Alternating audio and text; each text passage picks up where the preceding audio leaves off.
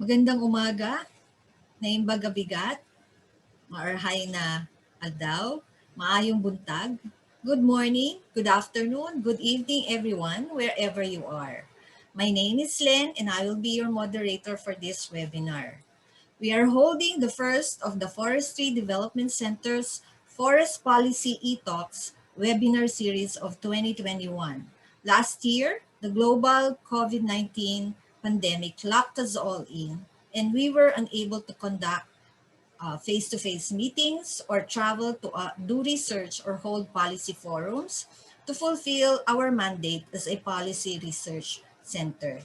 Thanks to the platforms of Zoom and Facebook, the FDC was able to hold 8 webinars on various topics such as the use of GIS in policy and decision making, adaptive forest and environmental policies in response to COVID-19 pandemic, saving forest plants and animals and their habitats, urban air quality in Metro Manila, mainstreaming native species in urban green spaces, gender and development, CBFM program assessment, and future-proofing foresters' mindset toward accelerated forest development. Thanks to our virtual audience's active participation, we were able to reach many stakeholders and stirred up discussions on relevant policy issues and how to move forward in these areas. For those who attended our previous webinars, we are incorporating your inputs in our policy briefs that are being prepared right now, and this will form part of our advocacies. For this year, we are starting off with the topic on wild foods, which has not garnered much attention in mainstream media, nor among policy and decision makers, but is an essential part of the lives of our forest-dependent and indigenous and rural communities. We hope that by the end of the webinar, we will be enlightened about wild foods, the opportunities, and the issues in harnessing forest resources for food security through appropriate policies and interventions. Moving on, let us start the webinar with a short invocation and singing of our national anthem.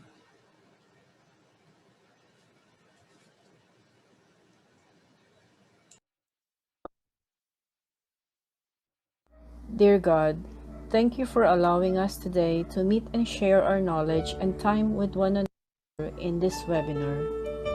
We are truly grateful for all the blessings you have bestowed upon us. May you extend your divine wisdom to our speaker so that he would be able to impart effectively his God-given knowledge to all of us.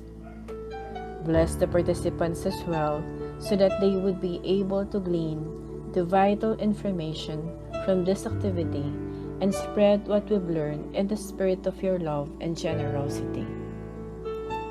May we realize that this activity should glorify your name. Amen.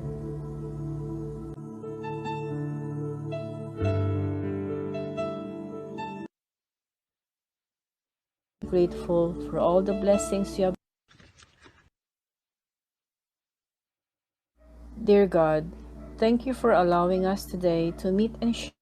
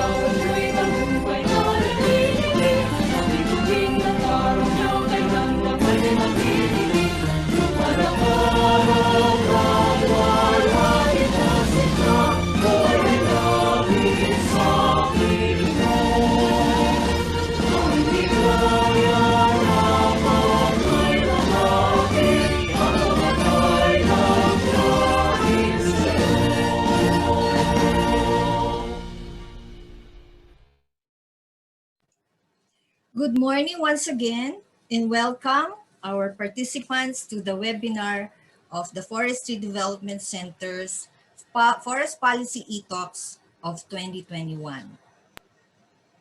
Before we move on, let's go through the program for today. This 2-hour webinar will consist of the welcome remarks from our new dean, some house rules, introduction of the resource speaker, his presentation, followed by an open forum, presentation of the certificate of appreciation, and closing remarks by our director. Magandang umaga po sa inyong lahat. We kindly mute your Zoom for those participating in Zoom. This webinar is also live streamed at the Forestry Development Center's Facebook page. So we are honored to welcome the new Dean of the College of Forestry and Natural Resources, whose appointment just started last Monday, March 29. A brief introduction of our new dean. He has obtained his Bachelor of Science in Forestry degree from this college and a Master in Development Management from the Asian Institute of of Management. He is an associate professor at the Department of Social Forestry and Forest Governance of the CFNR. And he also served as associate dean of the college from 2014 to 2015. While at UPLB CFNR, he was also invited to serve on secondment status in various positions at the Department of Environment and Natural Resources, and among these are as Director of the Forest Management Bureau, Regional Director in DNR Caraga, Assistant Secretary for Special Projects, and Undersecretary for Policy and Planning, all within the period from 2010 to 2017. As part of DNR, he spearheaded many development projects and contributed in drafting of a number of policy issuances, foremost of which is Executive Order Number 26, or the National Greening Program. Before his stint at the college and at DNR, he served as program director and later on as technical advisor of the Bantay Kalikasan Program or Environment Watch of the ABS-CBN Foundation Incorporated. He was instrumental in establishing the La Mesa Eco Park to what it is today from the previously degraded La Mesa watershed, which supplies water to the metropolis. He's also technical advisor to the Tanyan Key Foundation Incorporated, which has several reforestation projects in the country and he was also involved in several international and local engagements as forestry specialist and consultant. As a forester and management graduate, his expertise and interests are in forest governance, community forestry, environmental forestry, industrial tree plantation, forest restoration, micro, small, medium-scale forest enterprises, agroforestry, biodiversity conservation, and watershed management. He has authored and co-authored scientific publications and policy papers, and also received several honors and awards from different bodies throughout his career. His commitment to serve the CFNR can be summed up in the hashtag CFNR for UN, which stands for Collaborative Future-Proofing of Nature-Based and Forest Resources Development for the University and the Nation. We look forward to working with him as he, quote, propels the college to be more responsive to society and nation building, a leader in the education, science, and management of tropical forests, natural resources, and the environment for the benefit of society, end quote. He comes from a three-generation of foresters and he's happily married to Professor Emilinda Mendoza from the College of Human Ecology, and they are blessed with a happy family of 5 sons, two of whom also took up forestry. That's why they are a three-generation foresters. That would include his father, who was also a forester. They have a beautiful daughter and one grandchild. He is a respected colleague, a friend, and now our new boss. Let us now listen to the warm welcome remarks of the new Dean of the College of Forestry and Natural Resources of UPLB, Dean Marlo D. Mendoza.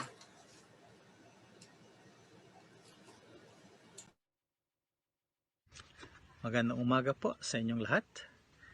We welcome you to the Forestry Policy E-Talks 2021 organized by the Forestry Development Center of the College of Forestry and Natural Resources. Last year, FDC held a series of policy forum via Zoom platform and its Facebook page as part of its mandate of providing a venue for discussion of current policy issues on forestry, environment, and natural resources.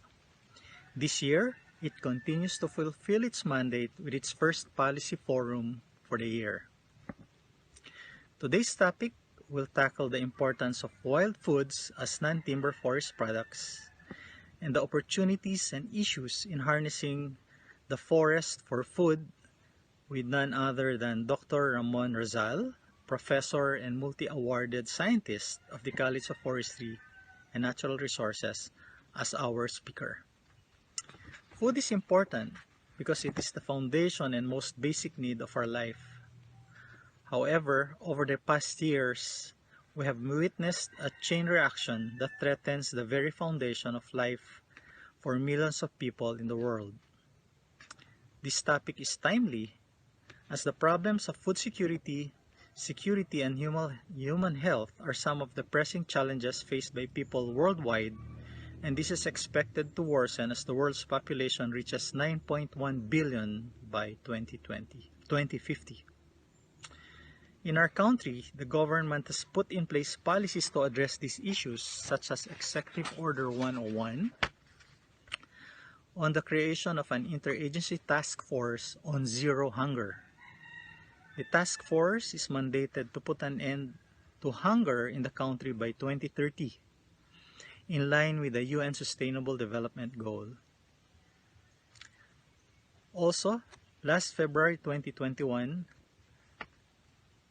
Malacanang, through the Department of Agriculture, sought to conduct a food security summit to discuss ways to address the food crisis in the Philippines with the goal of crafting a national food security plan that would boost the country's food production.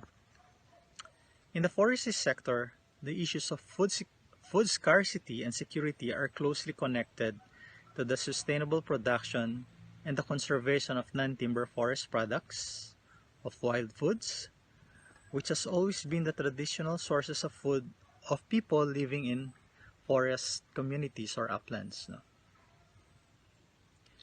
In today's forum, Dr. Razal will enlighten us on the importance of utilizing the forest as a food resource through wild foods, how it could provide a solution to human health, malnutrition, and climate change, and of course, the importance of pursuing research and crafting policies related to wild food that will enable the larger society to benefit from the traditional wild food knowledge system while respecting the indigenous people's rights to their food culture and traditions.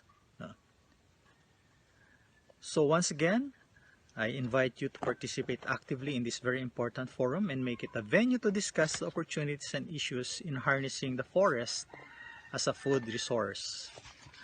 I call on us foresters and non-foresters alike to share ideas on how we can improve the sustainable utilization of forests through wild foods.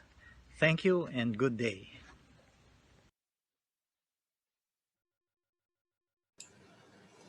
Thank you very much, our Dean Marlo Mendoza. Indeed, our webinar today is relevant to the national program on food security, as he mentioned. Again, welcome to our webinar participants who are now watching us from different corners of the Philippines and other countries. At this time, we have 1,914 registered participants at Zoom. Unfortunately, we can only handle about 500 participants at the Zoom platform. As mentioned earlier, this is being live streamed at the Forestry Development Center's webpage for the Facebook. So for those who cannot come in, we have already 505 participants here at Zoom. So I hope the others will be joining us in our FB page. A few reminders for our webinar participants. We have some house rules. For those who are attending via Zoom, please turn off your audio and video while listening to our speaker. And you may type in your questions with your name and affiliation at the Q&A box of Zoom or in the comment section of Facebook. And we will later on try to read them all at the open forum for the speaker to respond. We will also be sending certificates of participation after the webinar, but we will be um, providing the link for the evaluation form and QR code at the end of the program. So watch out for that. Moving on, our esteemed speaker is a Professor 12 at the Department of Forest Products and Paper Science of the UPLB College of Forestry and Natural Resources, where he also served as Dean from 2002 to 2008. He was recently the president of the National Research Council of the Philippines and chaired the Division 6 Agriculture and Forestry from 2016 to 2020. He is a member of the Board of Trustees of the international NGO Non-Timber Forest Products Exchange Program Asia and the Department of Science and Technology Picard Graduate Alumni Association Board of Directors.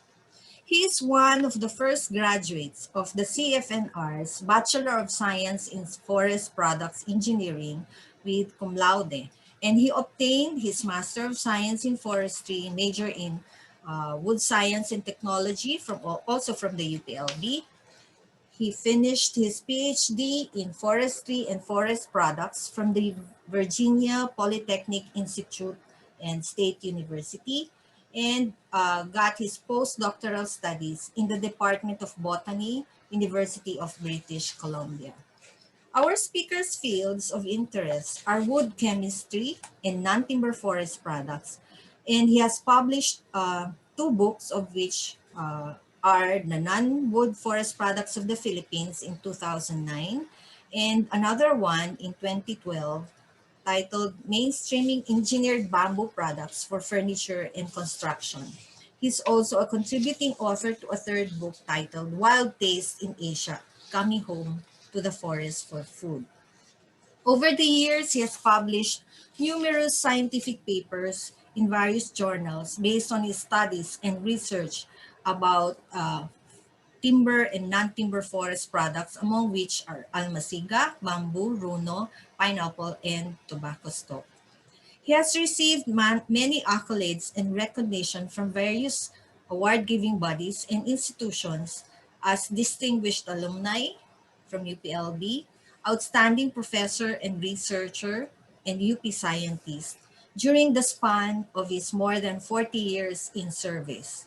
Yes, he will be retiring soon from service. These awards are capped with the recognition given by the National Research Council of the Philippines as Outstanding Achievement Awardee for the Division of Agriculture and Forestry. He is a much respected senior colleague, professor, mentor, and a dear friend. He was instrumental in my decision to study forestry instead of agricultural engineering before I entered the UPLB. He is also a fellow of the Forestry Development Center and has generously supported our projects and activities such as this webinar. Friends, ladies and gentlemen, let us give a warm welcome to our speaker for this webinar, Dr. Ramon A. Razal. Sir, the Zoom space is yours.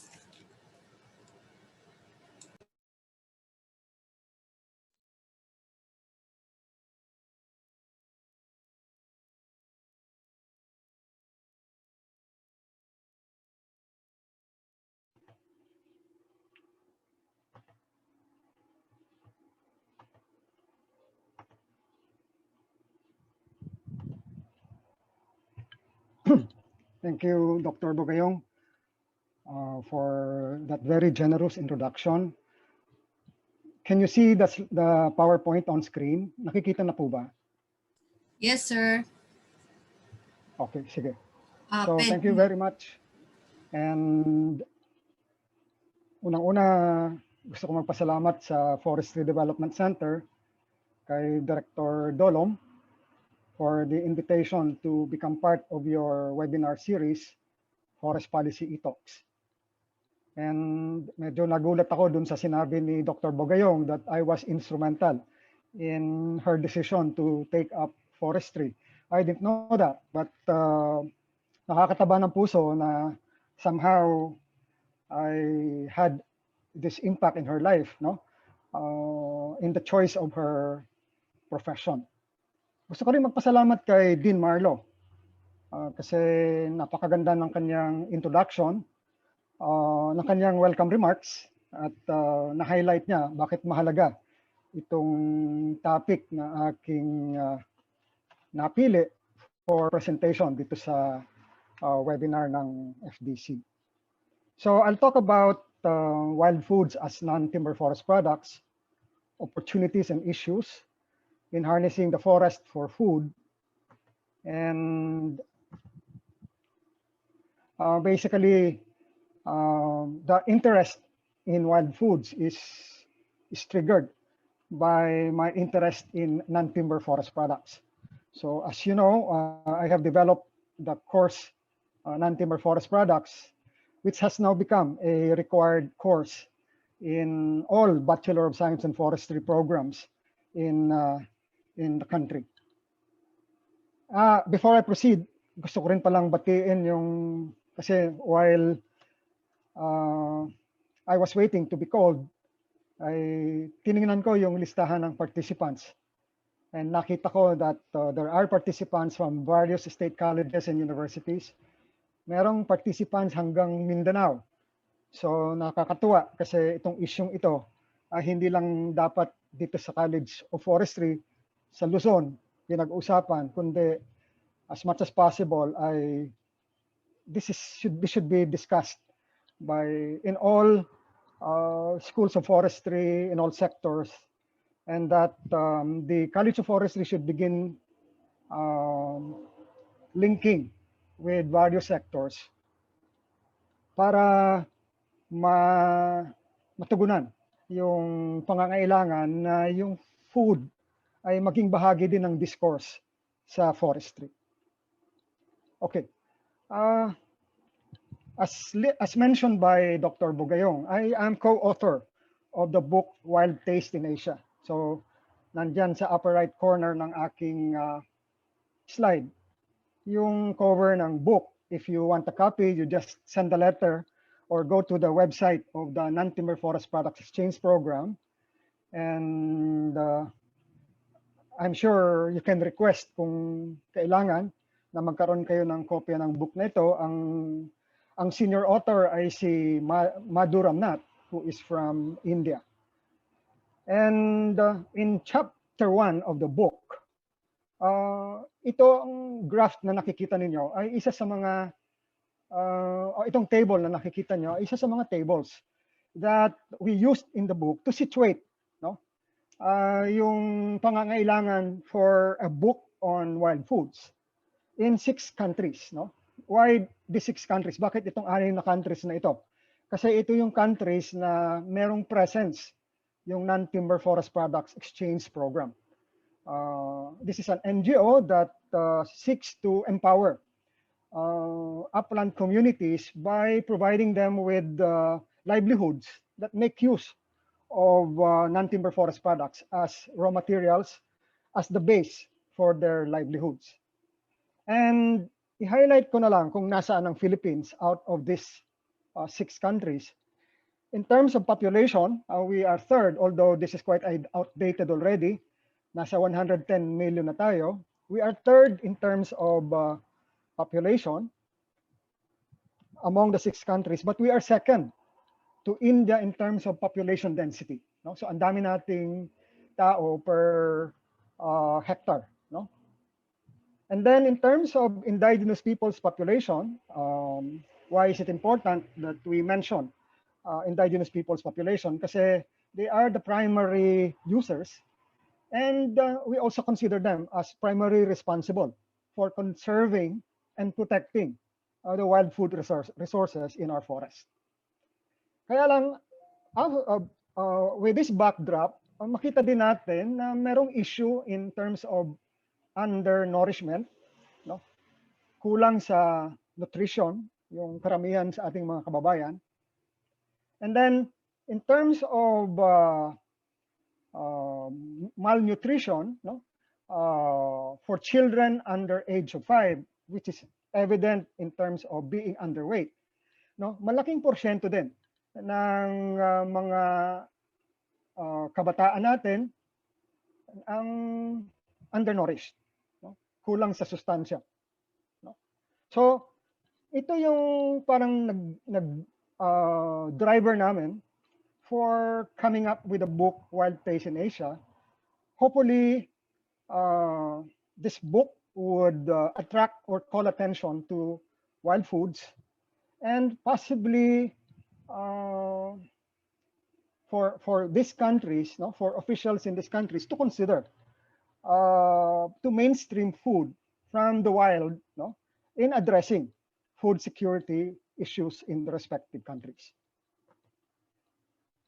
And specifically for the Philippines, no, nabanggit na kanina, pre-pandemic, no, before the pandemic, ay meron na tayong food security problem sa Philippines.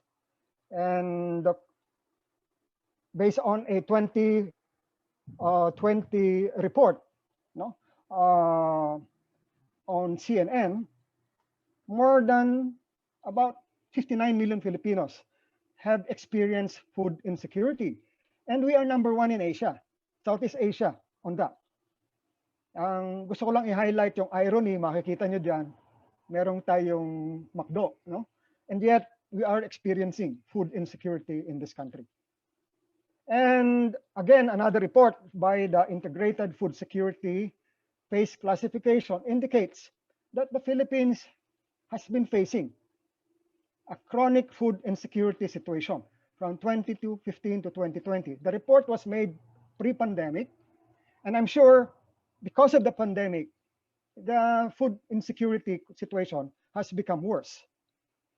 And siguro, we will not take comfort in the fact na sino ba yung mga most chronic food insecure people dito sa ating bansa? At makikita natin dyan, karamihan or a great number of the food insecure people are within the sector that we are working with, no? Nandyan yung indigenous peoples, farmers, unskilled laborers, forestry workers, fishermen. Yung mga tao na involved in producing food, and yet they belong to the most food insecure people in our country. Unfair, no? Parang unfair yata. Okay. So this slide tells us what causes food insecurity in the Philippines. And there are 3 dimensions of food insecurity. Alam ko yung mga nasa agriculture sector, alam na alam nila ito. Unang-una yung food availability, yung having sufficient quantity of food consistently. No? Yun ang ibig sabihin ng food availability. At isa sa mga dahilan kung bakit food insecure tayo, dahil prevalent yung natural disasters sa atin. How many typhoons, no, do we experience every year? And then very poor pa rin ang ating farm to market roads. So that's what is causing the food insecurity as far as food availability is concerned. And then you have the problem, we have the dimension of food access and stability. Ito yung having sufficient resources, no, to be able to procure the food that you need. And one of the reasons why this is a problem for food security is because many of the sectors that were mentioned in the previous slide are unable to access food because they don't have sufficient income to be able to access food. And finally, related din sa issue ng related din sa food insecurity, yung issue ng food utilization. Yung being able to use properly, biologically use, the food so that they will provide them with the nutrition that they need. And again, this is related to availability of incomes and the high price of fruits and vegetables, and also the lack of awareness of the consequences of consuming poor quality food. So, we have developed a preference for fast food. And unfortunately, fast food does not necessarily provide us with the nutrition that our bodies need. Okay. Moving on now with my topic, harnessing the forest for food, especially wild foods. Let me first describe why wild foods are considered as non-timber forest products. I'm going to present several definitions of non-timber forest products. The first one is by De Beer and McDermott. De Beer and McDermott are credited to have coined the terminology non-timber forest product. Although I can honestly tell you that my professors in the Department of Forest Products and Paper Science were actually the first to coin the terminology. Hindi nga lang nila publish yung kanilang work, but they had a report in a project that was funded by Picard where they used the term non-timber forest product. So sinasabi dito sa definition of De Beer and McDermott that non-timber forest product encompasses all biological materials other than timber which are extracted from forest for human use. And may enumeration kung ano yung kasama dyan. And first in the list is foods. No? So malinaw, nasa definition ng ni De Beer and McDermott that foods are part of non-timber forest products. And sinusugan yan ng Center for International Forestry in Indonesia, which says that the term non-timber forest products includes fruits and nuts, vegetables, fish. And of course, we are sure that these ones are consumed as food. Even FAO prefers to use the term non-wood forest products. Kasama din sa FAO definition ng non-wood forest products yung food and food additives, which include edible nuts, mushrooms, fruits, herbs, spices and condiments, aromatic plants, game. And so, non-debatable yung issue na yung wild foods ba ay non-timber forest products. And so we now move on to a definition of wild foods. And so in the last few months, nagkaroon ng webinar series sponsored ng Non-Timber Forest Product Exchange Program or organized by the Non-Timber Forest Product Exchange Program, funded by the Swedish International Agricultural Network Initiative, or SIANI. And one of the first topics that was discussed in the series of seminars is definition of wild foods.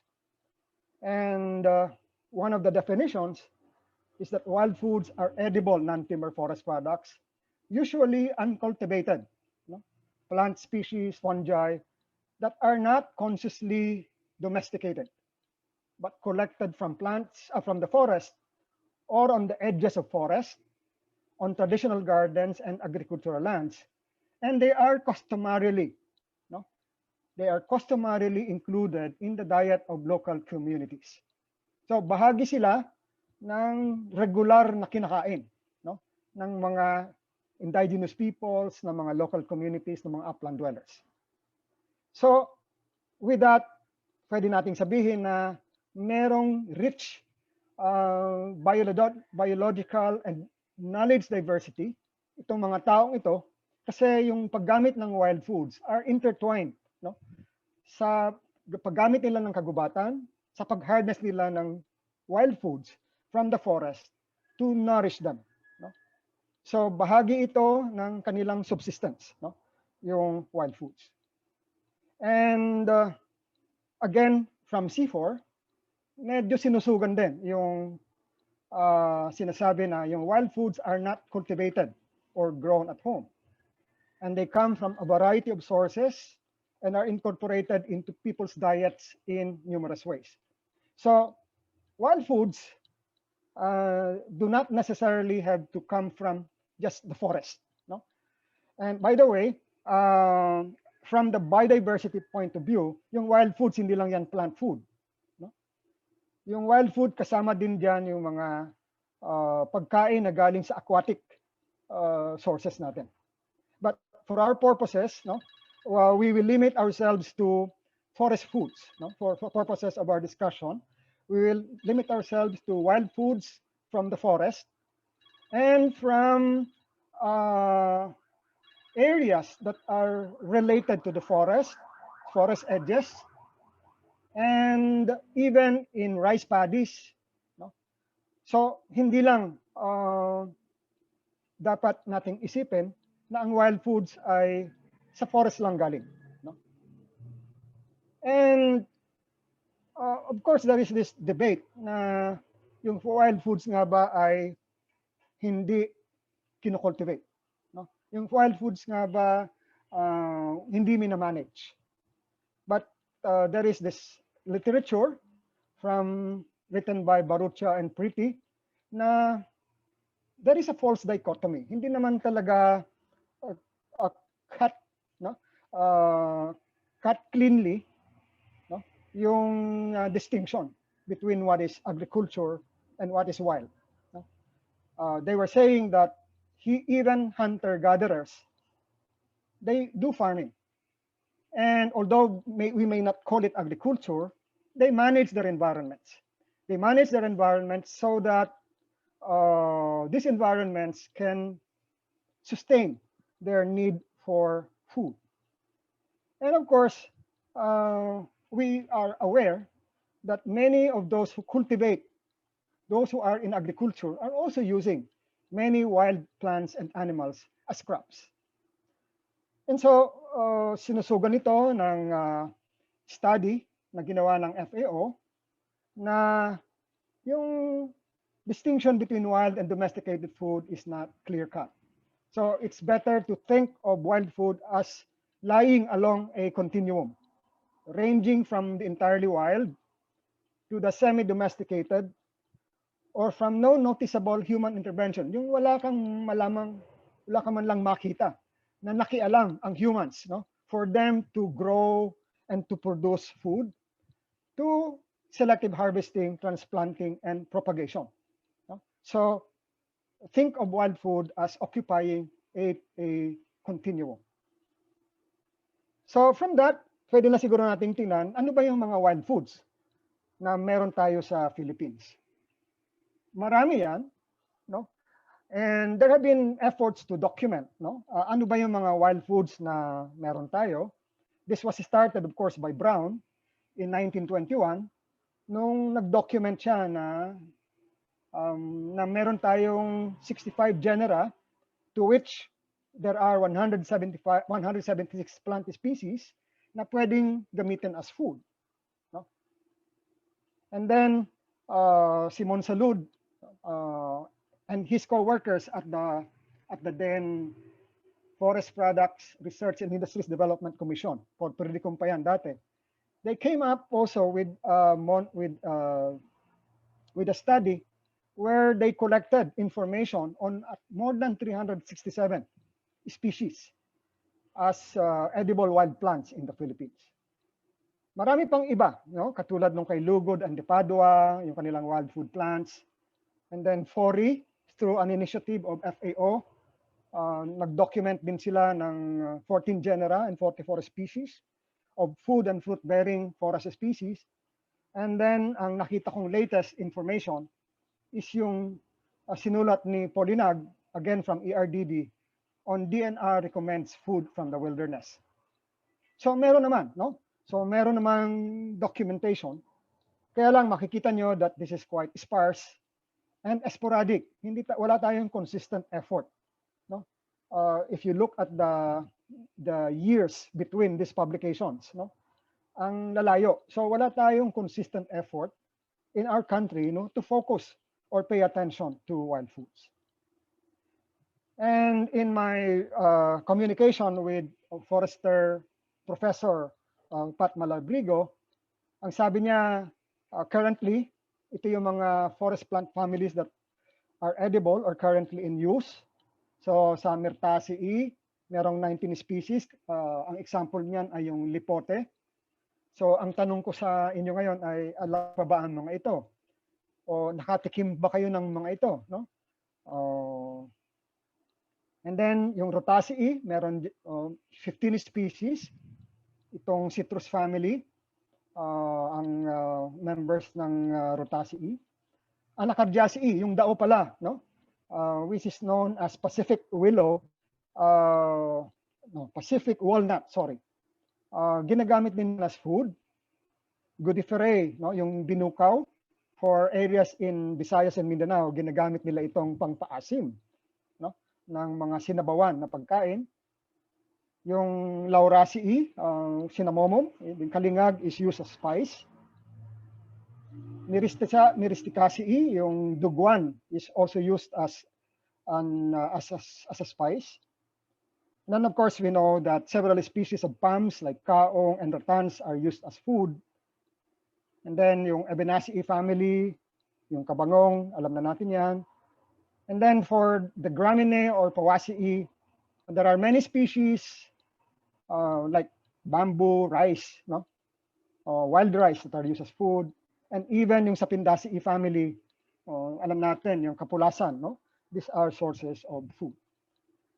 And in addition, meron pang Moraceae, Euphorbiaceae, so several other genera, no, that are used as food sources. So ano yung mga categories natin ng forest foods? Sa plants, makikita nyo marami tayong examples on your right, no? Ano yung mga examples, iba't ibang examples ng mga forest foods na galing sa plants. So meron tayong mga greens, no? Or the vegetables, basically the leafy part. And then yung fruits and nuts. And then meron tayong category ng starch, grains, basically mga staples.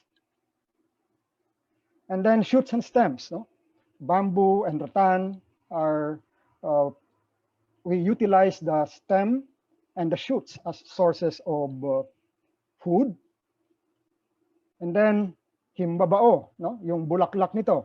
In the northern part of the Philippines, maraming gumagamit ng himbabao sa mga sa dinding ba yun, no? Yung kanilang recipe. And then beverages, no? Ginagamit na rin. Merong isang company, yung Phil Bamboo, that is using bamboo leaves for tea, no? For the manufacture of tea. At sinasabi na merong medicinal value ang bamboo leaves. And of course, we make use of these plants as dessert or snacks. Familiar kayo sa halo-halo, nilalagyan natin ng kaong. And then of course, condiments, yung mga sausawan na from leaves, no? Yung parang ginagawa nating salad or snacks, no? Sausawan pala, no? Pampaasim, sorry. And then of course, you have mushrooms, no? And then for animals, no? Yung honey, of course, alam natin yan, that's a source of food. Insects, meron tayong mga kinakain na tutube, meron tayong kinakain na mga locust, fish, snails, and crustaceans, and reptiles, no? Meron sa ating kumakain ng frogs, no? Meat products o bushmeat. So yung bushmeat, ito yung mga karne na katulad ng baboy damo, katulad ng baboy, katulad ng bayawak, magagalit sa akin ng Wildlife Bureau. But we are not encouraging, but we are only saying that these are sources of food for many of our for many of our rural folks, bird and bird's nest. No? A bird's nest is very expensive. No? So these are the different categories of forest foods that are produced by animals. Okay, moving forward, so ano-ano yung paraan kung paano ginagamit, no, yung wild food, no? So this data comes from the 2019 report published by FAO, which involved surveying several countries all over the world. 91 countries participated in the survey. Unfortunately, hindi nakapag-participate ang Philippines dito sa survey na ito. And sinasabi dun sa survey kung ano yung mga paraan kung paano ginagamit yung wild foods based on the responses received from several countries that participated in the survey. So, meron mga countries na regular ang paggamit nila ng wild food. No? Ibig sabihin, at the national level, no, meron talagang mga pagkain na regularly ginagamit sa pang-araw-araw na pagkain ng mga pamilya doon sa mga bansang yon. And then, meron ding mga wild foods na meron lang specific population ang gumagamit. So, mga tribes na merong particular preference, no, for certain foods. So, sila lang gumagamit nun. Ginagamit din yung wild foods in times of scarcity. And I'm sure at this time of the pandemic, no, where food is scarce, where transportation is difficult. In the webinar that I mentioned to you earlier, webinar series, sinasabi nila na compared to people in urban centers, in urban populations, yung mga nasa remote areas na may access sa wild food, no, they experience less scarcity, food scarcity, because they can easily harness, no, the forest for food. And then ginagamit din siya as supplementary food sources. Ibig sabihin, hindi regular na bahagi ng diet, pero pang supplement, no, para masiguro mabago din yung kinakain araw-araw. And meron din mga ibang na siniselect din yung mga species, no, na kinakain. And then meron din commercial use ng wild food. So ibig sabihin, nakakarating na rin sa market ang wild food. And then yung recreational use.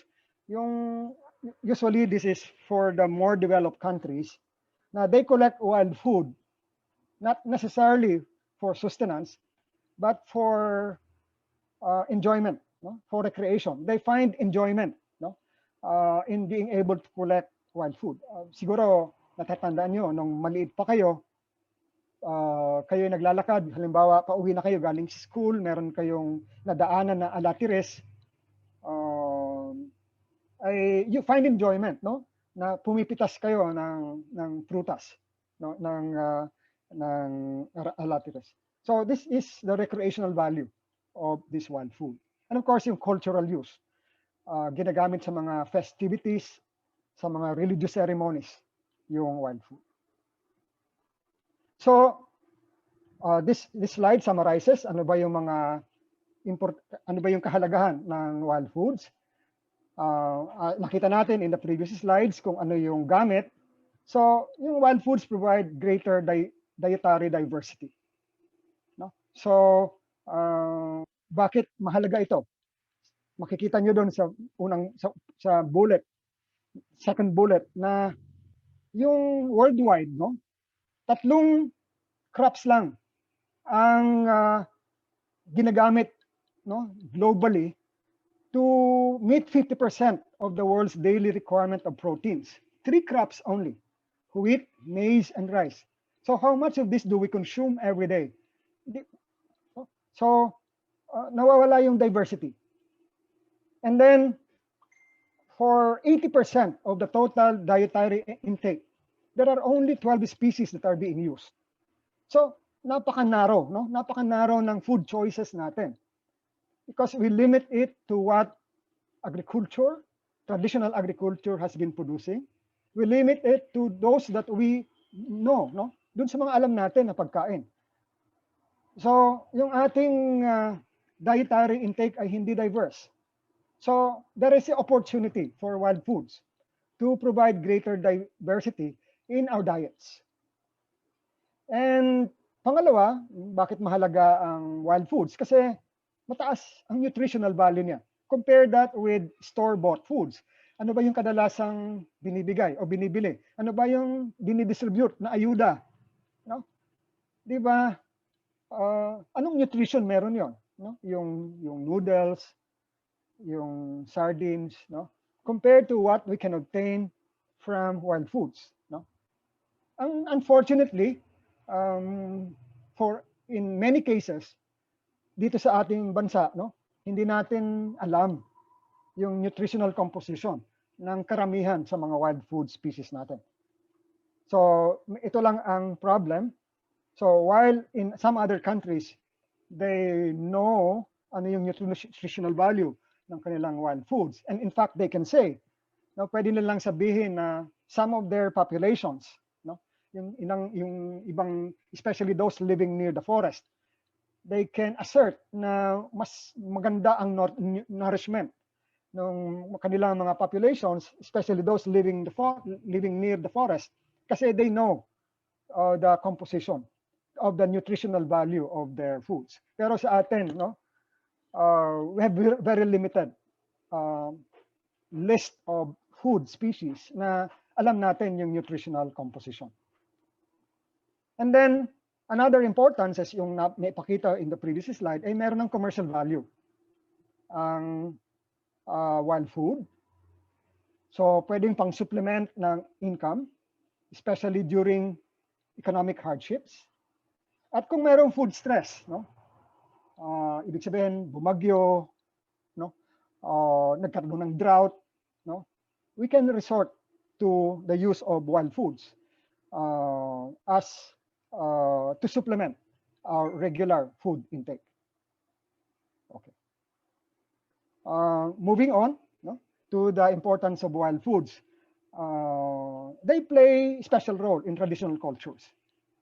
Or if you recall, dun sa definition natin ng non-timber forest, ng wild foods. Itong wild foods, yung kultura ng mga indigenous peoples na gumagamit niya, they are intertwined with the forest where they gather the foods. And then, last but not the least, ito hindi masyadong pinapalabas kasi merong ethical issue ito. Yung wild foods, because they were able to adapt to a wide range of agroecological conditions, they can provide the genetic diversity needed to diversify the gene pool of the commercial crops. So, hindi natin makikita ito na binabanggit in general sa mga literature natin. But there are studies, no, na ginagawa that seeks to explore yung genetics ng wild foods para ma-improve yung quality ng mga commercial crops natin. So, one of the reasons bakit may ethical issue ito is yung mga indigenous peoples nga naman, they protected, they conserved these wild food resources, tapos ipapagamit lang ito, no, to improve on agricultural commercial crops. No? So parang may justice ba doon? No? So there's an ethical issue involved in that aspect, in that regard. So moving on now to the issues and trends, no? Having mentioned all these benefits, all the importance of wild foods, the trend is towards declining access to wild foods. And part of the reason, of course, is dahil may mga yung habitats for wild foods ay nasisira, agricultural agriculture is expanding to upland areas. And then, yung pag-declare ng mga protected areas, no? I'm not sure how true this is in the Philippines. Yung pag-declare ng mga protected areas na are part of the customary areas of our indigenous peoples, nare-restrict yung mga indigenous peoples in foraging, no? Those areas for food, no? So na-diminish yung access nila for food. And then isa pang issue is that who really knows about wild foods? Sino ba talagang nakakalam? Eh, invisible ito from official statistics. No? Walang nagre-record, no? ng volume, no? Kung ano-ano yung meron tayo ng mga wild foods. And so sa food balances natin na ginagamit for guiding policies sa trade, sa health, hindi na factor in yung contribution ng wild food. And then, dahil wala sa statistics, yung wild foods are routinely underestimated. Yung value niyan, no, ay hindi masyadong nabibigyan ng pansin. Kaya ang consequence niyan ay hindi nabibigyan ng halaga yung mga ecosystems kung saan pinuproduce ang wild foods. Kasama na rin dyan yung walang halaga dun sa mga local ecological knowledge systems na sumusuporta para ma-maintain, ma-conserve, ma-protect yung mga wild foods. And then another issue is yung parang kakonti talaga, no? Yung ginagawa nating research on wild foods. As I mentioned in a previous slide, very sparse and sporadic yung literature natin on wild foods. So hindi natin talaga alam how much is available, where we can find them. Doon sa ginawa ng ERDB, and medyo nakakatakot kasi when they did a survey in 1984 ng mga iba't ibang species na nakita nila, they can only cite 1 tree per hectare of some of the species that they found. So how much more kaya ngayon? How much less pala, no? Yung wild foods na meron tayo ngayon sa mga kagubatan. And then may problema rin tayo sa taxonomy and nomenclature. Kasi usually ang ginagamit ay mga vernacular names, mga local names na so we need to reconcile the local names. And then nabanggit ko na ito kanina, yung nutritional composition. Hindi natin alam yan. And then yung gaano kadami yung mga tao na umaasa sa wild foods. Ano yung economic value nito para sa kanila? No? We really still don't know much about this. And then ganun din yung ano yung kanilang ginagawang mga practices sa pag-harvest, sa pag-collect, sa pag-prepare ng mga wild foods. Okay. And then so kasama na rin dyan yung issue ng nawawala yung ecological knowledge. Mga indigenous peoples, they complain na yung kanilang mga kabataan, the youth among them, no, ay hindi na alam kung ano yung mga traditional foods sila kasi hindi na interesado, no, sa kanilang local ecological knowledge.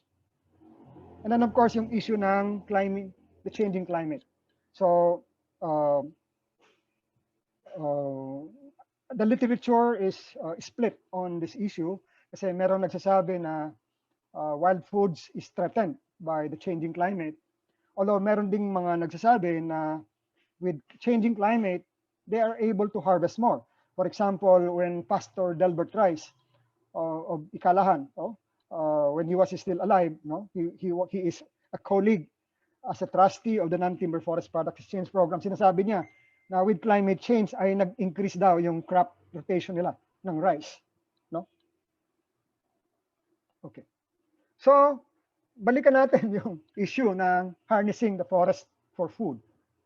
So, dapat ba o kailangan ba na mag-contribute ang forestry to lessen food insecurity in the Philippines. Of course, the question is moot and academic kasi nung inilabas yung Executive Order number 26, yung National Green Program, declared doon as a policy, that as a matter of policy, yung policy ng state is to pursue sustainable development for poverty reduction, food security, biodiversity conservation, and climate change mitigation and adaptation. And natutuwa ako na ang opening remarks natin kanina ay si Dean Marlo kasi siya ang nasa likod, no? Along with Secretary Pahe. Of course, this was crafted at the time of Noynoy Aquino as president, no? But one of the missions, no, of the National Green Program is to address food security. So parang moot and academic na pag-usapan pa kung dapat bang mag-contribute ang forestry para ma-lessen ang food insecurity. Kasi hindi naman debatable na yung forest ay nakakatulong and sa food security. So ito yung mga dahilan, no, kung bakit alam natin or recognize na ang forest ay may stabilizing effect on the natural environment, no, to enhance the conditions that will make or that will improve agricultural production. And then ang forest and trees, they support diverse crops and livestock production through an array of ecosystem services like pollination, soil fertility, water and climate regulation, reduction of pests and diseases. No? And then of course, meron din tayong programa sa Philippines, yung Upland Agroforestry Program. No? So basically, it is also directed towards using upland resources through agroforestry to support the food and nutritional requirements ng ating country.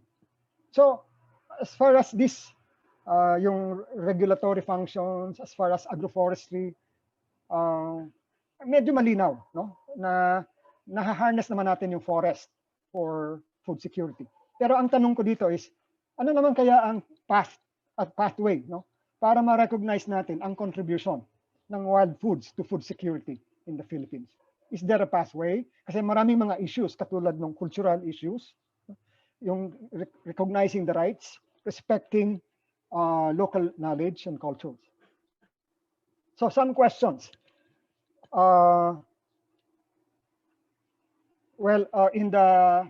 In the summary that I gave to FDC,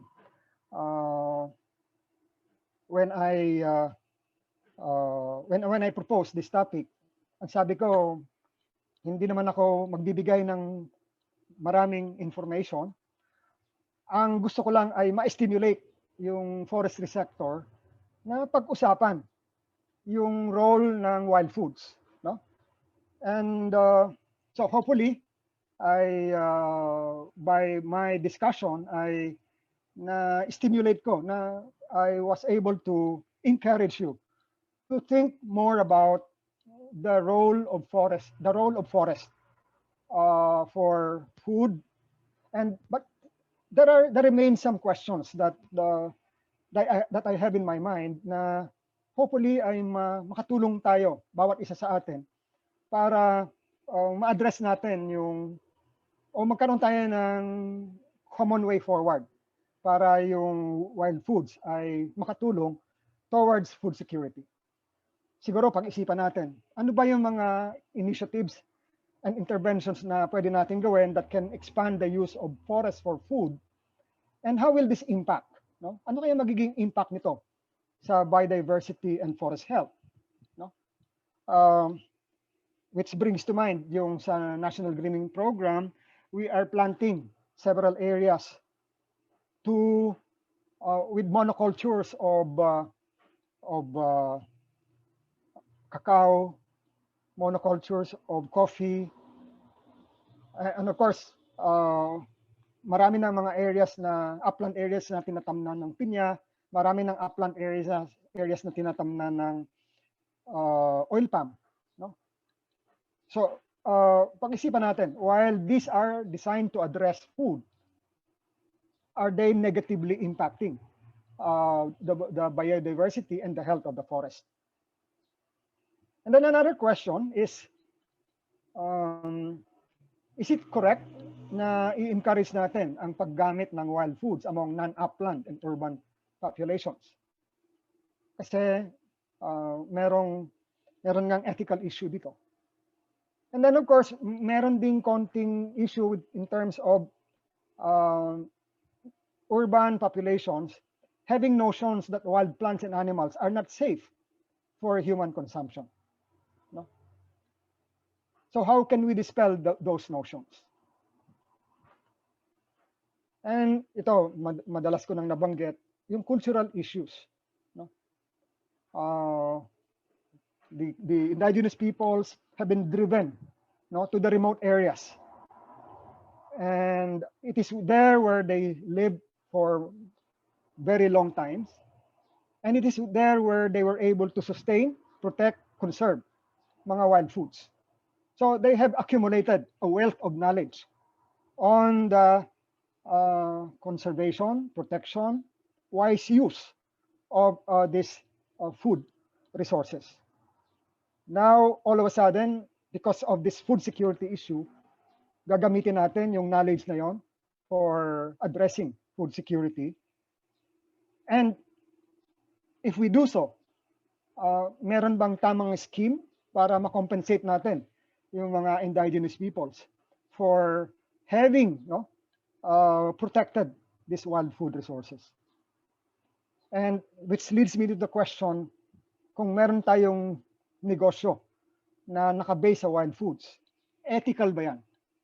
Kasi are we not doing it at the expense of the knowledge accumulated by cultural communities? And of course, meron din parang issue tungkol sa fakery, no? Sa wild foods. Honey, no, is one. No, so parang nasisira din yung reputation ng wild foods kasi marami ding namimeke. No? So, sino yung gumagawa nun? Bakit nila ginagawa? Okay. This is my last slide. And basically my recommendations following this lecture. Having said all of those, I think we in the forestry sector have a role to play to contribute to expanding appreciation for wild foods. No? So, kailangan ay lahat tayo na nasa forestry sector must also advocate that forests are not just for timber. No? Of course, there are already many benefits from the forest, but let's add wild foods to that, no? to those benefits.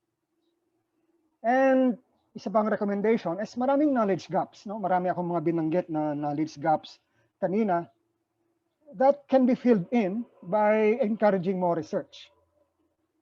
And this can be done by partnering, no? with food sector, kunyari, with food science experts. At least pag-aralan natin yung nutritional composition ng wild foods. And then we engage also with social scientists so that we can best document yung mga indigenous food practices. In terms of policy, which I think is important for FDC, let's put food front and center in forest policy. No? And then, hindi lang nakalagay doon na it's a mission of the state, but we also come up with concrete strategies para ma-integrate yung wild food systems as a component of sustainable forest management.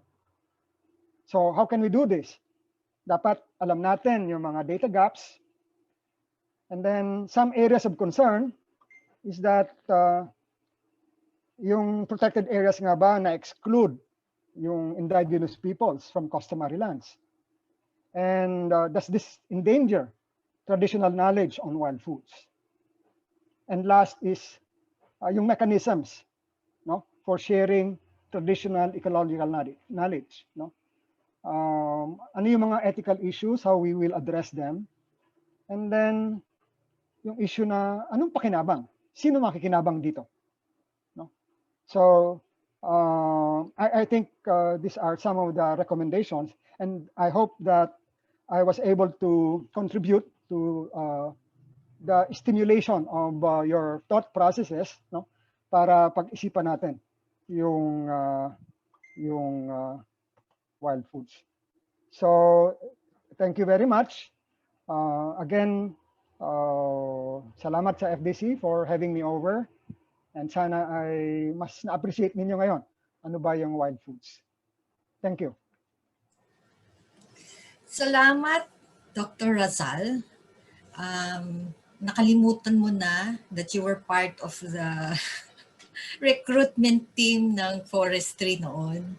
And you went to my science high school, and I was graduating then. I was already decided to come to UPLB and was thinking about taking agricultural engineering kasi dalawa lang yung engineering dito noon.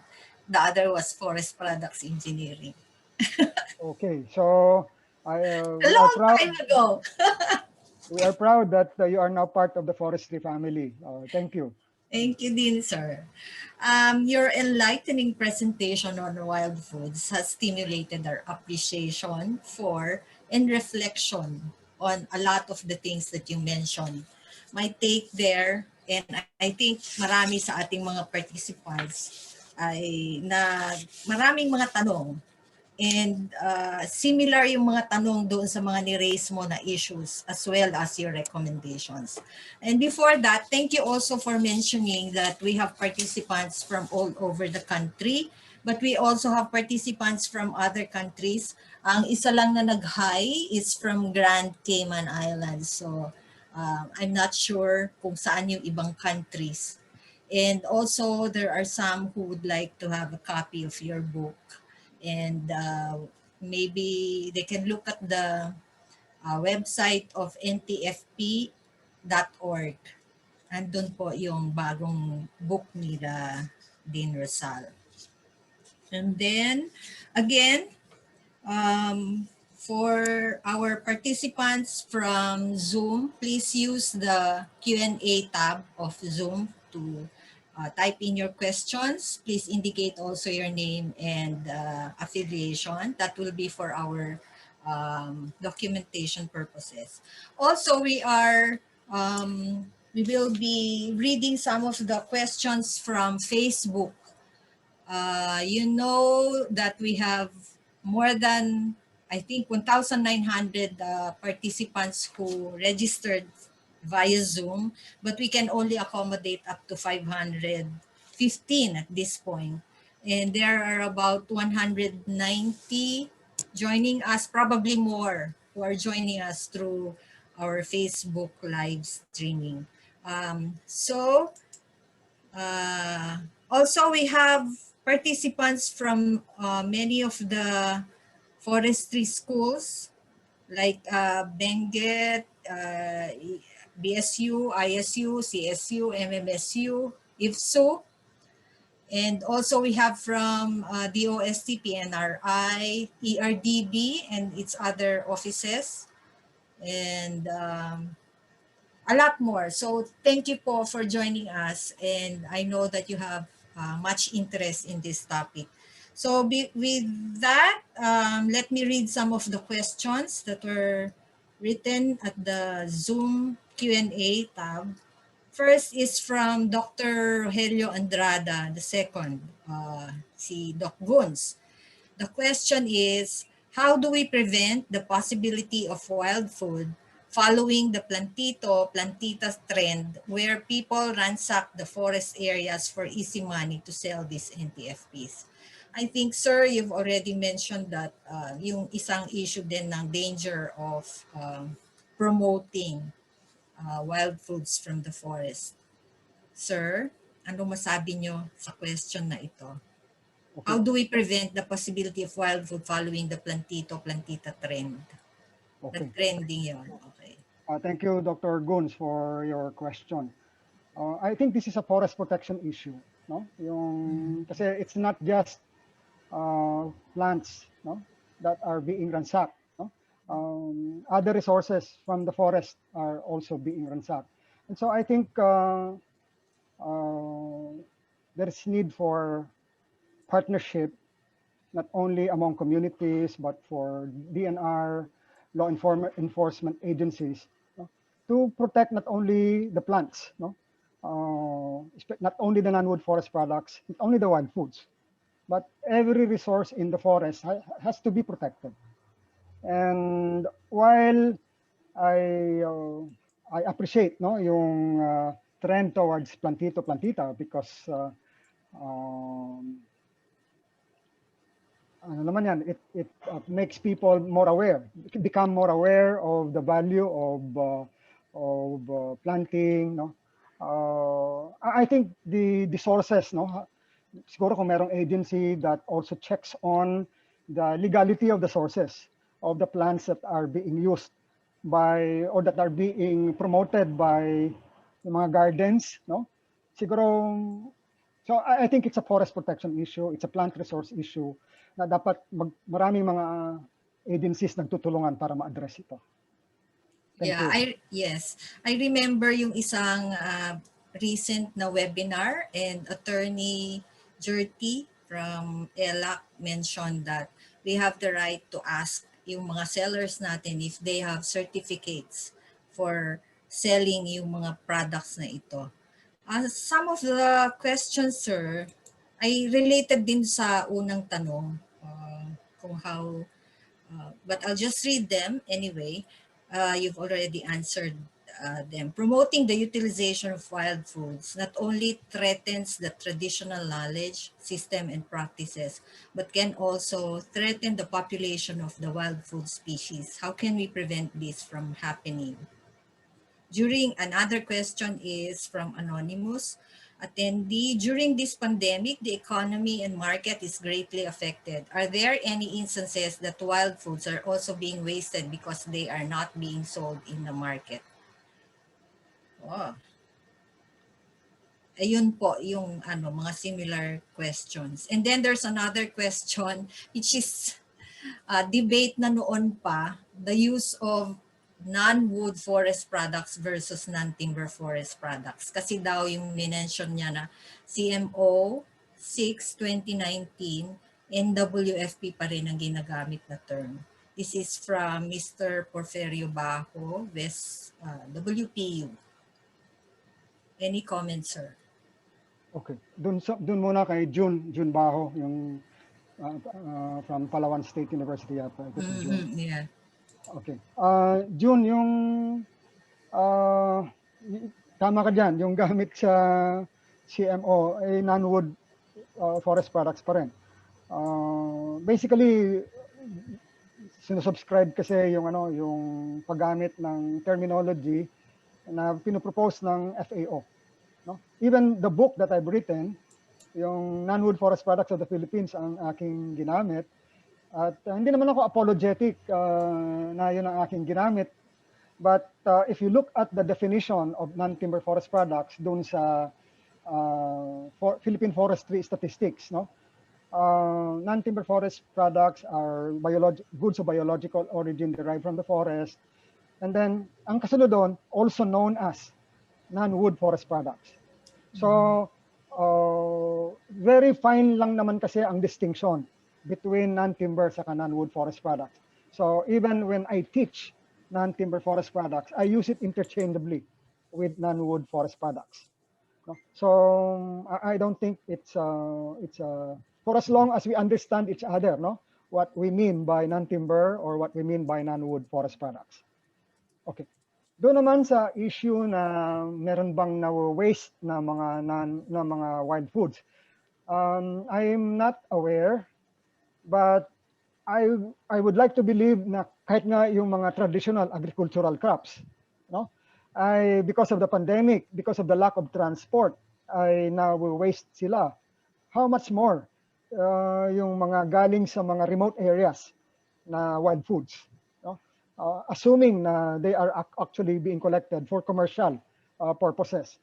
So I have no data to support, but I can only guess na dahil nangyayari dun sa traditional agricultural crops, no, na because of the limited transportation, relatively accessible pa mga yun, How much more yung mga galing sa mas remote areas, no? So I can only guess, but ang ano lang dito ay kung aware naman yung mga communities na hindi nila pwedeng i-transport, uh, yung normally kasi yung mga wild foods ay you harvest them enough, you only harvest enough for your subsistence, no? Kung kailan lang talaga nila kailangan for additional cash, no? And I'm sure they find ways, no, to bring this to the market kasi ang lalayo talaga ng mga yan, no? Kung yung almasiga kaya nilang dalhin, no, sa markets, no, I'm sure they find ways to bring by foot, no, yung kanilang mga produkto na galing sa mga remote areas. So baka kakaunti lang yung nawe-waste kasi tina-timing din nila yan eh, no? Tama, tina-timing din nila yung kanilang pag-harvest base sa kanilang practices, no? Base sa kanilang best practices. Thank you. Here's another question from Dr. Kenneth Laruan of BSU. Thank you, Sir Ramon, for the enlightening lecture. We recognize the importance of wild foods as food sources and for food security. However, if we promote utilization or consumption of wild foods, we strongly recommend that we first study their reproductive biology, how to propagate or domesticate them. Otherwise, we deplete our wild foods resources based in the forest or in other ecosystems where they naturally grow. Okay. Thank you, Kenneth. Mga former students ko yata yung nagtatanong. Okay, nice to see you join us here in the webinar. Tama si Kenneth doon, no? Pero ang sinasabi ng mga nakasama ko doon sa webinar series on wild foods, alam na yan ng mga indigenous peoples, no? They have a wealth of knowledge. Kasi otherwise, kung hindi nila alam, matagal nang ubos yung mga wild foods. Di ba? So, ang sinasabi nila, alam na yan, no? And dapat wag tayong masyadong mayabang sa scientific community na tayo lang nakakaalam, no? Kung ano yung tamang paraan ng pagpropagate nitong mga wild foods na yan, no? So, there's nothing to validate as far as science is concerned kasi alam na yan ng mga indigenous communities. The only problem is how do we compensate them? How do we fairly access those information na hindi natin mababiolate yung kanilang mga traditional rights, no? So siguro ang kailangan lang ma-document, no, properly yung mga practices na yon, no? Siguro ang kailangan lang ma-document paano nila ginagawa, no? And I have a colleague in the non-timber forest products exchange program who tells us na masyadong mayabang ang science na iba-validate pa natin, no, kung ano yung ginagawa ng mga indigenous peoples, no? So I think mayroong credence yung kanyang sinasabi. Otherwise, ang proof is in the pudding. Ang tagal nila lang ginagamit, ilang taon na nilang na-sustain yung resource. Hindi naman nauubos, no? So yun siguro Kenneth, yung point of view na naisip ko tungkol dyan. Tama ka doon. We have to know how they are propagated, but we don't have to look far, no? Alam na yan ng mga indigenous communities. Ang pag-isipan lang natin, paano natin sila ma-compensate kung isi-share nila yung knowledge na yon sa atin, no? Thank you. Thank you, sir. Here's another one from Dennis Marvin Santiago, UPLB. Thank you, Dr. Razal, for your enlightening presentation. I also appreciate your advocacy in promoting wild foods. May I add on your recommendation in collaborating with food science in exploring the processing technologies that can be applied on wild food to be able to extend their shelf life while preserving their nutritional value and health benefits. Medyo commercial na ito, Doc. Okay, thank you, Dennis. Taga Food Science and Technology to eh. Yeah. Ang asawa nito, Forester. Thank you, Dennis. Yes, we welcome very much yung opportunity to partner with you. Kasi in some other countries, they're actually canning, no? Bamboo shoots. They are canning rattan shoots. Dito naiwan tayo sa Philippines, no? So I very much welcome the opportunity to collaborate. So I'm calling on my younger colleagues, kung meron man, no, from the Department of Forest Products and Paper Science, to take on the challenge of looking at wild foods, their properties, and their processing. Ayun na, nag-offer na si Dr. Santiago, no, to work with us. So I think this is very much a welcome offshoot of this webinar. Thank you, Dennis. Thank you po, Sir Dennis. From MSU IIT, Mr. Mumin Michael Manting.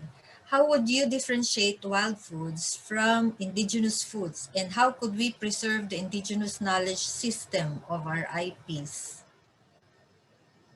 Okay, medyo semantics ito, no? How do we distinguish wild foods from indigenous foods? Indigenous foods. Okay. First off, yung wild foods, this is a collection of foods based on their sources, no?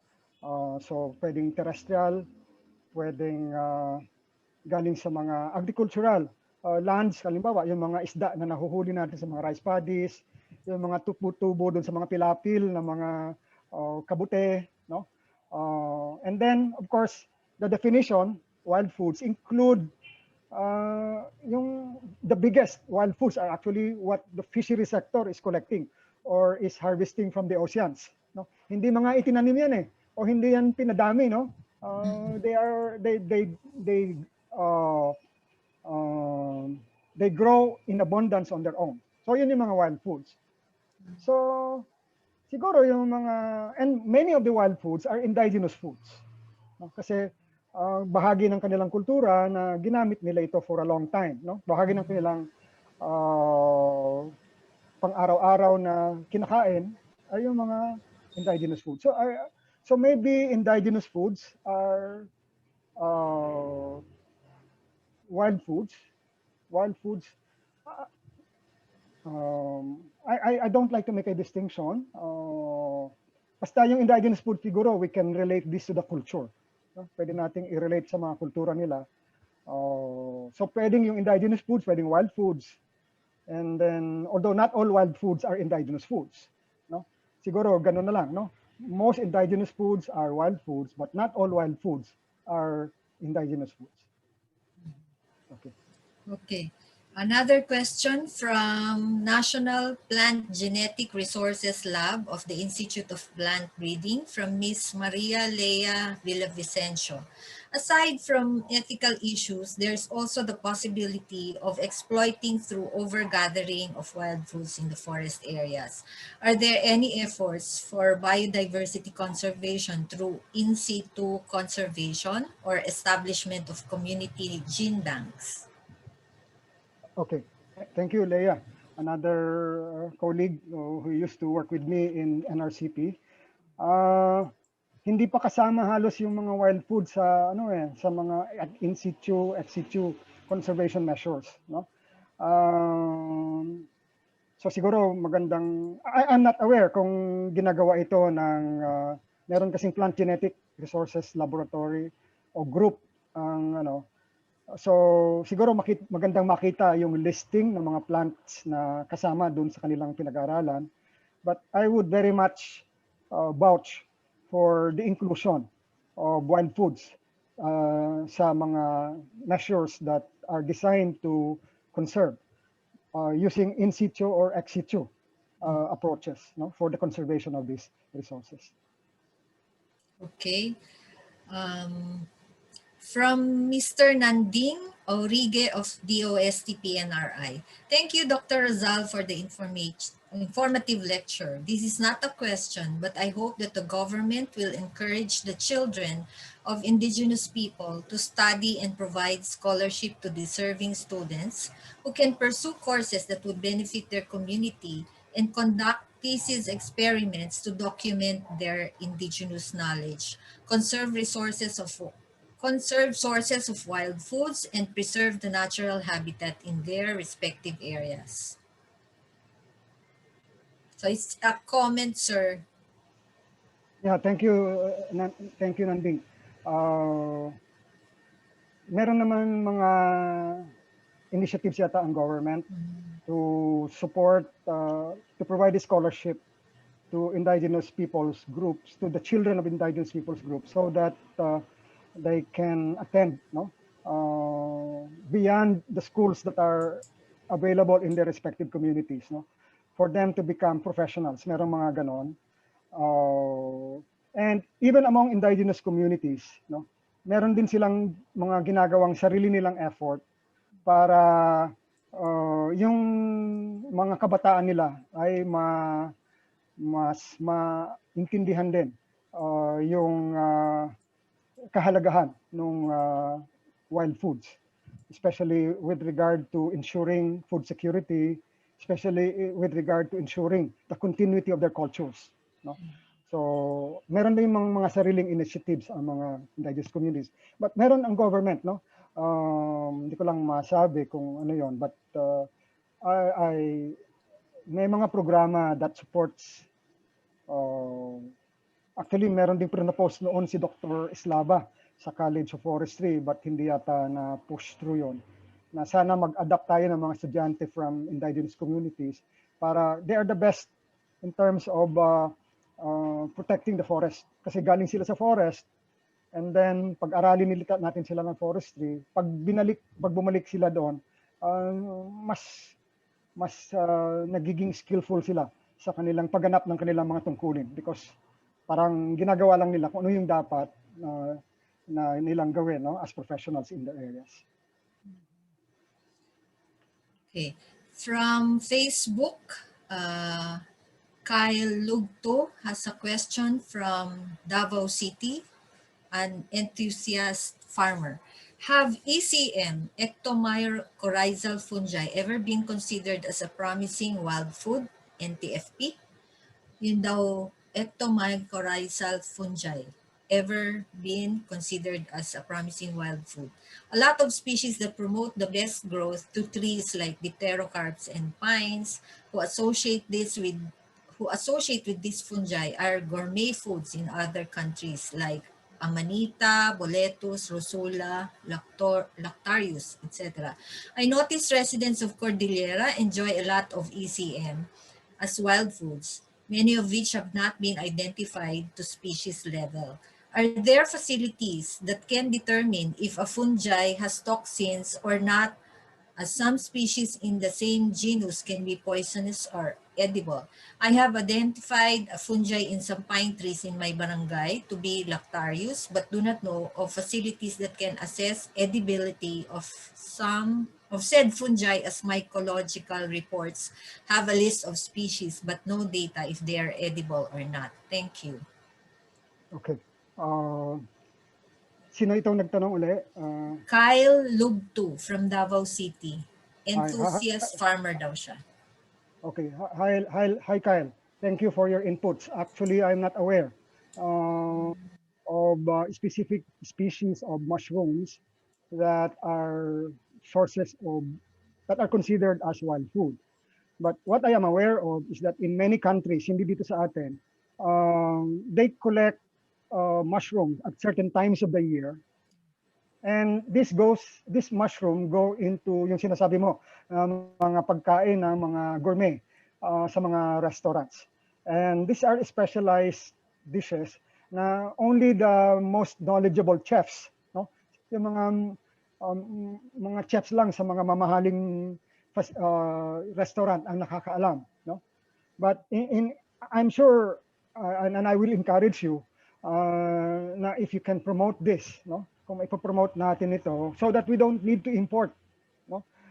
Itong mga mamahaling mga pagkain na ito, para naman we Filipinos can also enjoy them, no? So very much supportive ako, Kyle, kung if you would want to explore this type of fungi, not only for the association with trees that make trees grow better, no, but also as sources of food, provided that we are able to distinguish the toxic ones, no, from the edible ones, no? So wala akong alam kung merong facility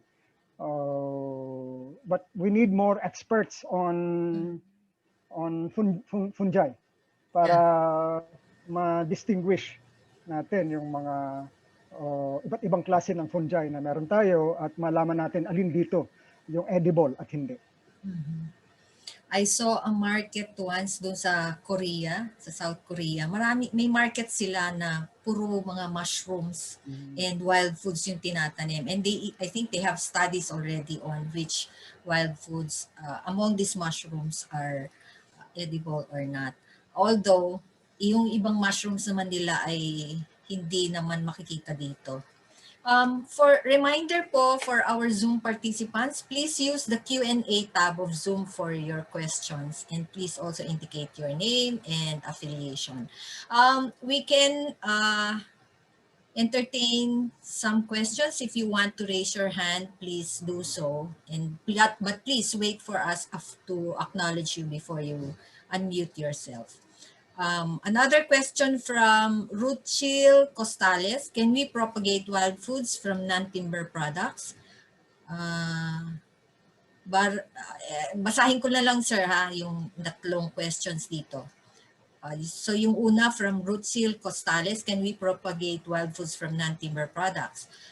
From Bayraya Salipada of MSU. Good morning po, sir. How about planting in hillsides? Is it commendable to use wild foods plants instead of gabion? I am thinking of wild foods. And then another anonymous attendee, what organizations could we possibly ask help to support our advocacy in wild food conservation? Because I am one who really appreciates wild food conservation. Okay po, yung tatlong questions. Okay. Yung unang tanong is can we plant wild Propagate. foods, propagate non-timber forest products? Medyo nahirapan ako dun sa context ng tanong, but wild foods are non-timber forest products, no? So, baka domesticating itong wild foods? Just okay. Anyway, normally kasi yung mga non-timber forest products are considered products that do not require intensive cultivation. Yan yung category ng ano. But if we want to do commercial, if we want to produce commercial scale of wild foods, siguro kailangan natin talaga magtanim, no? So yes, we must plant if we want to go commercial as far as wild foods production is concerned. Pwede bang itanim ang wild foods sa mga slopes? Parang hindi ko na yata linya yan, yung expertise na, but depende siguro, sir, sa plant. So, but we know that, for example, bamboo grows along steep slopes, and we can harness the shoots for food. So I think posible na magamit ang slopes for planting, bamboo particularly. Yes. Other one is, what organizations could we possibly ask help to support our advocacy in wild food conservation? Because I am one who really appreciates wild food conservation. Wala pong pangalan eh. Okay. In our backyard dito sa College of Forestry, we have ACB, no? The ASEAN Center for Biodiversity. We can work with them. Of course, yung Biodiversity Management Bureau, although more on the conservation side ito, baka hindi kayo payagan na i-harness for commercial production yung wild foods. But there are agencies. Of course, you can collaborate with us in the College of Forestry. Kanina, binanggit na ni Dr. Dennis Santiago that he is willing to collaborate with us, no, on the aspect of processing and proper storage of wild foods. Ito, tanong ni Dr. Nanita De Castro. Thank you, Dr. Razal, for this informative webinar. Is batuan, I think you mentioned batuan, an abundant fruit in Iloilo and commonly used as paasim in sinigang, classified as wild food? Yeah. In most literature, I encounter batuan, no, as wild food. Although, and wild food, uh, si Garcinia, no, Garcinia species, you can buy it from the market in the Visayas, no. Pwede siyang, ang hindi ko lang alam dito ngayon kay, do we harvest them now from from The wild. planted, no, from planted trees of batuan. But even so, no, even so, um, sa ngayon, no, parang kinakategorize pa rin siya na wild food, yung batuan. Parang hindi naman siya katulad ng oranges, apples na commercially, no? Parang meron lang specific groups na kinikater yung batuan. So I think with that, baka because of that, ay kinoconsider siya na wild food pa rin. This is from Mr. Roy Amatus from Pampanga State Agricultural University. I would like to ask how can we strongly integrate NTFP or NWTP to the curriculum of BS Forestry and SUCs? Can UPLB or the SFFI recommend the course outline for NTFP instruction for SUC to adopt? Thank you. Doc, ano mo ito? Field mo ito, di ba? You're teaching NTFP? Oh, yes. Thank you, Roy. Ka-Facebook ko itong si Roy. Roy, sa current offering natin ng non-timber forest products, kasama ang wild foods doon sa mga topics na pinag-uusapan. Kaya lang, doon sa bandang huli pa pinag-uusapan yan eh. Kasi inuuna natin yung bamboo, rattans, but wild foods is very much part of that curriculum. Member naman ng Pampanga State, Pampanga Agricultural State University ng CFN. So I think hindi problema yung sharing ng resources for purposes of promoting the educational value ng itong mga produktong ito na meron tayo from the forest. Yeah. So meron din pong nagtatanong kung pwede daw makahingi ng PowerPoint presentation ninyo. Anong policy? We asked the speaker if he's willing to share. Okay, sige. No problem. Saan daw gagamitin? Anyway, we asked the participants if they're interested, just email us at FDC. So, may kopya naman ng FDC, di ba? Yeah. We'll process them, sir. And then those who want copies can email us for a copy. And so that ends, I think, our Q&A, our open forum. If there are no more questions, I don't see any hands raised. So thank you, Dr. Razal, for accommodating a lot of the questions from our participants. I know it has stimulated more thinking and realization of what needs to be done about wild foods as a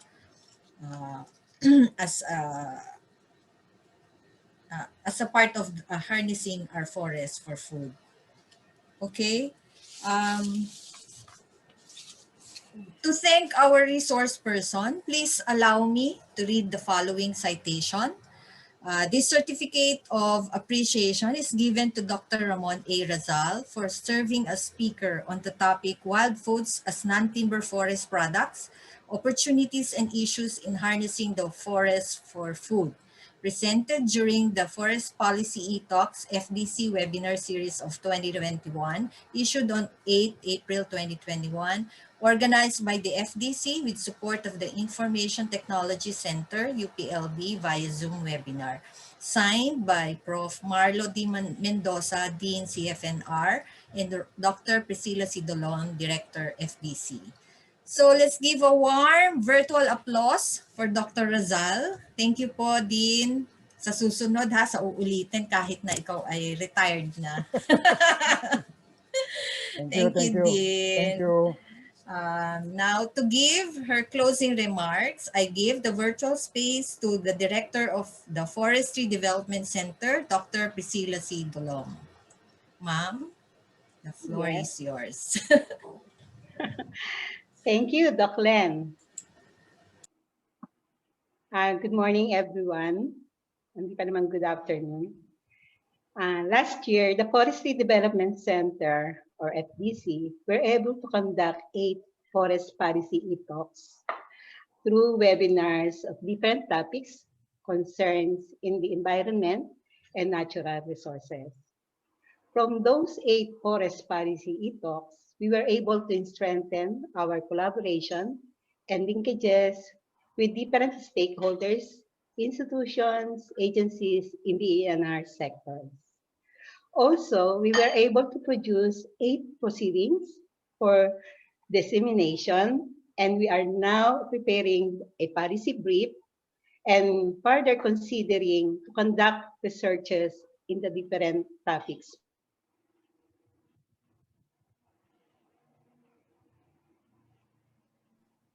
For this year, this is the first of our Forest Policy e-talks, the FDC Webinar Series 2021. We are more than happy that in spite of Dr. Ramon Razal's busy schedule and health condition, he is still willing to share with us a new forest policy topic, which is on wild foods. He was able to discuss with us how wild foods play a role in addressing contemporary food-related issues, sabi nga niya, yung mga nutritional and commercial values, and how many people are dependent or using wild foods. Considering with the growing concerns on food security, food scarcity, and human health. Wild foods, as he said, belongs to non-timber forest products, which get sparse attention from policy and other government decision makers. The gathering, consumption of these wild foods needs some policy actions to protect and sustain its utilization and consumption. As a policy studies center, the FDC staff, upon knowing that this will be the topic of our forest policy e-talks of Dr. Razal, that we took the initiatives to study all the related policies on wild foods in terms of production, gathering, utilization, and consumption, as well as its nomenclature, identification, and classification. And we found out that there's no specific policy on gathering, harvesting, transport, consumption, and utilization of wild foods in the forest. But there are some policies related to this. Since the next steps of FDC after this webinar are the production of proceedings, policy brief, and conduct further researches, rest assured that this is not the end of this activity. We will provide you any additional policies, data, or information on wild foods. With that, on behalf of the FDC staff, we would like to thank our Dean, our new Dean, Prof. Marlo Mendoza, for his warm welcome remarks, Dr. Ramon Razal, for his informative, sabi pa nga niya kanina, limited, but I don't think it is limited information, on his discussions on wild foods as a non-timber forest product, opportunities and issues in harnessing the forest for food. Of course, the Information Technology Center, Director Manyaol, Maki Agsunod, and Dayan Magbanwa for their assistance and collaboration with us. And all of you, our participants, for continuously attending and supporting our forest policy e-talks. And to my PIPEN family, dami yung umattend na PIPEN members po, an association of 34 forestry schools in the Philippines, which was founded by Dr. Ramon Razal and who served as our president from 2004 to 2007. Thank you. Lastly, I would like to commend our FDC staff for their hard work to make this Forest Policy e-talks possible. And of course, to Dr. Len Bugayong for serving as our NC and moderator. Again, thank you very much po sa inyong lahat. Stay healthy and keep safe always, lalo na po sa panganahong ito. Thank you. Thank you and congratulations, Director Dolom and the FDC staff. Announcements po, we are inviting you to the second Forest Policy e-talks webinar on communicating policy advocacies, which will be held on April 20, 2021 at 2 p.m. onwards. We will be having 3 or 4 speakers and they will share with us about how they communicate policy advocacies. So before you leave, kindly fill in our evaluation form with the link and QR code posted here. You can just take a picture of the QR code and then then it will lead you to the evaluation form link. As I've said earlier, we will be sending certificates of participation after you have submitted the filled up evaluation form. This evaluation form will help us improve our webinars, and we also want you to indicate the topics of interest to you for our future forest policy e-talks. So again, maraming salamat, mabuhay, and thank you everyone. Have a good day, stay safe, and see you again in the next webinar of FTC. Bye!